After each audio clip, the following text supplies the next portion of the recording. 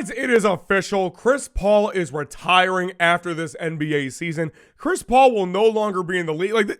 This is just crazy for me. CP3 was one of those guys that I've just always had this endless amount of respect for because, number one, first and foremost, the dude is just shorter than basically anyone else he plays up against more often than not, and yet somehow he finds all these different ways to be dominant, to really force his will on his opponents and still find ways to be effective. I mean, the guy's nickname is literally Point God. You don't get the nickname Point God unless you really are one of those dudes at the position. And with Chris Paul officially retiring after this season, it does beg the question, where does he rank among all point guards in NBA history? Or I guess more specifically, should he be considered a top 5 point guard of all time? And I actually think it's a much more interesting question than some people would be willing to admit, because CP3, he's got numbers, he's got accolades, maybe not as far as championships or MVPs, but he certainly has enough on his resume to warrant an argument. And then there's just the eye test, where if you actually watched CP3 play during his prime, during those years in with the Hornets and then the Clippers and then the Rockets, you would probably know that this guy is one of the best floor raisers I think we've ever seen. Hell, I mean, put an OKC in that too. I'll get to that a little bit later, but for now, let's just talk about CP3's career, and then we talk about where he ranks. So here we have CP3's numbers here. He's a career 17 point per game scorer, 4 rebounds, 9 assists, with a 47% field goal percentage, 37% from 3, not bad, and 87% from the free throw line. Very good stuff overall. But then we move it towards, a little bit to the left here, and then we see everything that he has accomplished in a very accomplished career. No one can deny that. 12-time All-Star, led the league in steals 6 times. I'll talk about that because we're getting into his defensive prowess that made him so great. I mean, obviously on offense, that's what CP3 is known for, but people forget this dude was a monster two-way player for his height. I mean, you can see it right here, a 9-time all-defensive team, and I think 7 of those were the first team. He made the NBA's top 75 of all time. He led the league in assists 5 times, 11-time All-NBA Rookie of the Year, and was an All-Star Game MVP. And doing a quick check down here, yeah, he was all-defensive first team 7 times in his career out of the 9 that he got on the team. I mean, that's just insane. Now, with Chris Paul, I think one of the most important things that we need to talk about when it comes to him is the fact that throughout his career, he has had some very awful luck. Let's take the beginning of his career as an example when he was playing for, at the time, the New Orleans Hornets. Even though CP3 was the absolute engine for that team, they just did such a terrible job at building a great team around him. I mean, frankly speaking, they just did terrible in drafting, and they couldn't get anyone in free agency either. So he was basically tasked with carrying the team on his back, and he looked great doing it, to the point where there's an argument that he should have won MVP in the 2008-2009 season, where Kobe ended up winning it. I mean, just taking a quick look here and doing a little bit of a comparison, for win shares, Chris Paul dwarfed Kobe during that MVP year.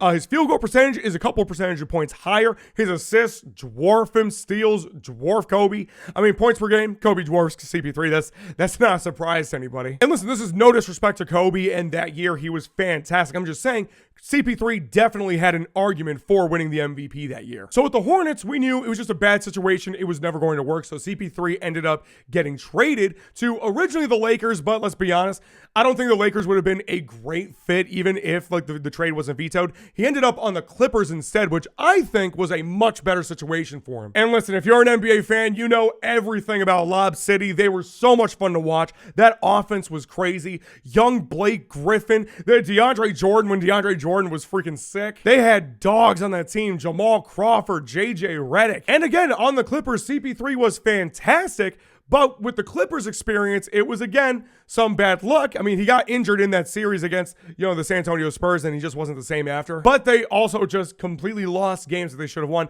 I can't take that away from them. I mean, it's just, that's what the Clippers experience was. And then you think about Houston when he played with James Harden. I mean, if he didn't get hurt, if he didn't pull his hammy against the Warriors, the Rockets probably would have won that series. That specific series, it really felt like they had the Warriors' number, even though they had Kevin Durant. But CP3 and James Harden were doing their thing. It's just Chris Paul got hurt. And then, of course, CP3 had his time in Phoenix, where he finally reached an NBA Finals for the first time in his career.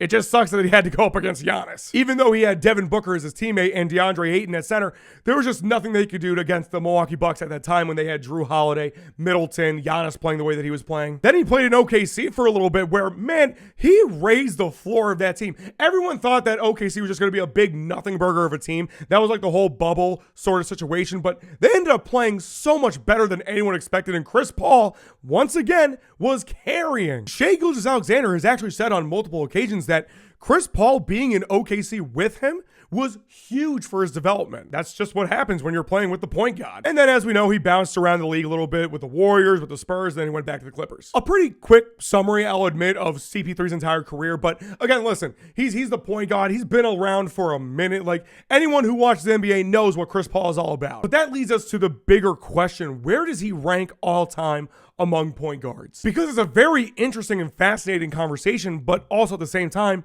a very difficult one to have. Because for me, at least, when it comes to the top 3 point guards in NBA history, there really is no debate whatsoever.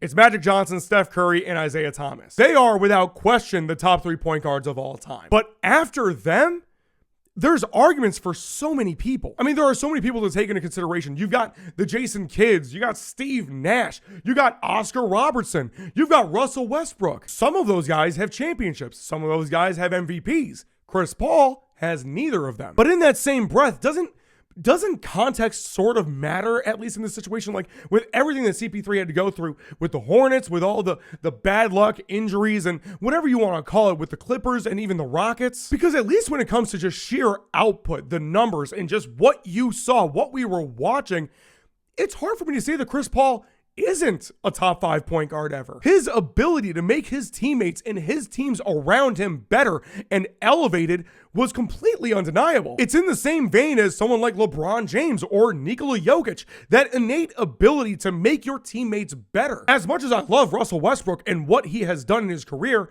can we really say that he did that with his team? Obviously, we know about the triple doubles, but some of it was kind of forced, if we're being honest. Hell, I mean, Steve Nash, one of my personal favorite players of all time, as great of a maestro as he was on offense and one of the best shooters, frankly, the league has ever seen, he wasn't the greatest on defense. That's something that guys like CP3 and Jason Kidd can absolutely say. They were great on defense, both of them. So listen, hardware matters. Championships do matter. MVPs matter, but also context matters. And I think in the context of CP3's entire career, there are arguments that he should have gotten more with what he had. That in his career, he did more with less. So here's what I'm going to do. And again, this is just my personal opinion. This is my personal preference in point guards, in styles, that sort of thing. So please just calm down if you're not happy with how I rank them. Number 1, 2, and 3, like I said earlier, is Magic Johnson, Steph Curry, and Isaiah Thomas in that order. At number 4, I'm putting Steve Nash. For all the reasons that I mentioned, he's one of the best passers I've ever seen, one of the greatest shooters